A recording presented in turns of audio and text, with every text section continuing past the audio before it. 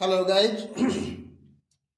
मैं video 5D4 में Pythagoras प्रमेय बता चुका हूं, जहां पर आपने जाना कि पाइथागोरस प्रमेय क्या है और उसका हम कैसे सिद्धीकरण कर सकते हैं।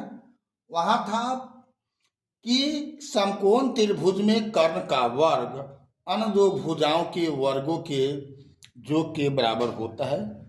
ये नियम आपको याद भी रखना है और सिद्ध भी करना था।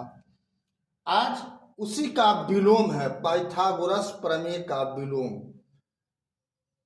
यानी कन्वर्स ऑफ पाइथागोरस थ्योरम। ये कहता है उसका उल्टा, यदि किसी त्रिभुज में एक भुजा का वर्ग शेष अन्य दो भुजाओं के वर्गों के बराबर हो तो पहली भुजा के सामने का कोण समकोण होता है। सिद्ध करने के लिए प्रश्न में पूछा जाता है, या आपको सीधा पूछेगा कि पाइथागोरस प्रमेय का विलोम लिखें और सिद्ध करें, तो आपको ये लिखना पड़ेगा। किंतु अगर दिया हुआ है यही प्रमेय लिख करके तो उसको सिद्ध करने के लिए कहा जाएगा डायरेक्ट। ठीक है, तो इसके लिए क्या करते हैं, एक हम त्रिभुज मानते हैं।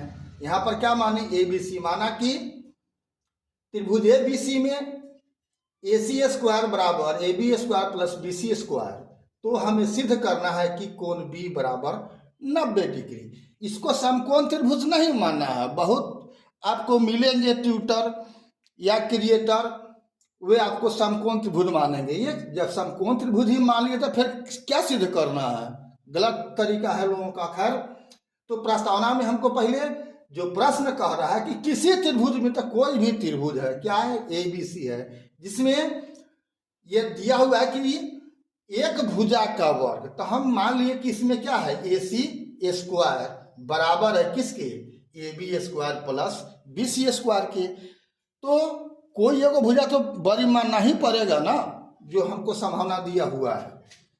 बड़ी भुजा एगो अगर होगा, इसका मतलब ये नहीं है कि वह समकोण त्रिभुज हो जाएगा, ये होना जरूरी नहीं है। कब होगा, जब एक भुजा का वर्ग अन्य दो भुजा के बराबर हो। तो यहाँ कहा रहा है कि यदि किसी त्रिभुज में एक भुजा का वर्ग शेष अन्य दो भुजाओं के वर्ग के बराबर हो तो पहली भुजा के सामने का कोण समकोण होगा, यानी बड़ी भुजा के। तो हमको अब इसमें एक बनावट का लगाना पड़ा। मैंने बनावट मान लिया, क्या, एक समकोण त्रिभुज DEF इस प्रकार बनाया कि कोण E बराबर 90 डिग्री। कोण यही कोण है 90 डिग्री। ये B 90 डिग्री नहीं है, बल्कि हमको साबित अगर कर देंगे कि B 90 डिग्री तो हमारा काम हो गया। तो कोण E बराबर कोण B, ये हमको साबित करना है फिलहाल। लेकिन अभी जो बनावट बना है उसमें क्या है, कोण E 90 डिग्री, ये 90 डिग्री है, और DE बराबर है AB के और EF बराबर है BC के। इतना बनावट में आपको दिया हुआ है। तो आगे देखिए, अब काम है, लास्ट काम है। फर्स्ट जो था प्रस्तावना का काम, वो हो चुका हुआ है, इसमें सब कुछ लिख दिया गया है। इतना ही लिखना है हर प्रमेय में जहां भी सिद्ध करना होगा। अब दूसरा काम बाकी है, इसको प्रमाणित करना। कैसे करते हैं आप देखिए आगे। तो यहां प्रमाण में समकोण त्रिभुज DEF से, समकोण त्रिभुज है तो पाइथागोरस प्रमेय कहता है कि कर्ण का वर्ग अन्य दो भुजाओं के वर्गों के योग के बराबर होगा। तो क्या लिख दिए, DF स्क्वायर बराबर DE square plus EF square, यानी ये भुजा इस दोनों भुजा के वर्ग के बराबर हुआ।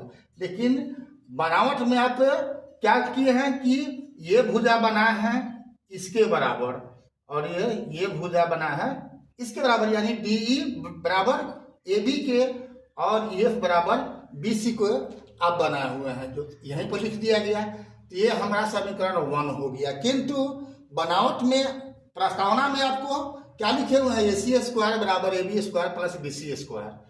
तो इसको हम 2 मान लिए। अब एक का 2 से क्या हो गया, चूंकि अभी DF स्क्वायर जितना ही है उतना ही फिर AC स्क्वायर है, तो ये दोनों जब बराबर हो गया तो क्या बच गया, DF स्क्वायर बराबर AC स्क्वायर। स्पष्ट था, क्या हो जाएगा, DF बराबर AC। जब वर्ग बराबर है तो इसका मूल भी बराबर होगा। ठीक है, तो ये 3 हो गया। अब इस दोनों त्रिभुज में क्या हो गया, ये भुजा और ये भुजा यानी ए बी और डी ई पहले से बराबर था, और फिर बी सी और ई भी। अब जो है ए सी भी बराबर हो गया।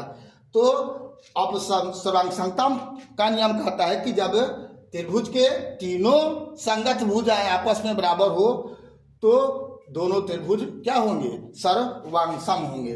सर्वांगसम हो जाएंगे तो सर्वांगसम होगा तो संगत कोण भी बराबर होता है। यहाँ पर लिखा गया एस एस एस, सर्वांग समता से दोनों त्रिभुज समरूप हुआ और इसलिए कोण ई बराबर कोण बी बराबर 90 डिग्री प्रूव्ड। अभी तक अगर बी के आर कुशवाहा प्रोफाइल को फेसबुक इंस्टाग्राम पर फॉलो नहीं किया है तो फॉलो कर देना है और यूट्यूब पर सब्सक्राइब कर देना है। ठीक है, लाइक शेयर कमेंट तो मेरा हक है आप पर, तो इन सभी को पूरा करते रहें। मैं इसी प्रकार का वीडियो आपके लिए लाता रहूँगा। तब तक के लिए फिर मिलते हैं अगला वीडियो में। तब तक के लिए जय हिंद, जय जगत, जय भारत।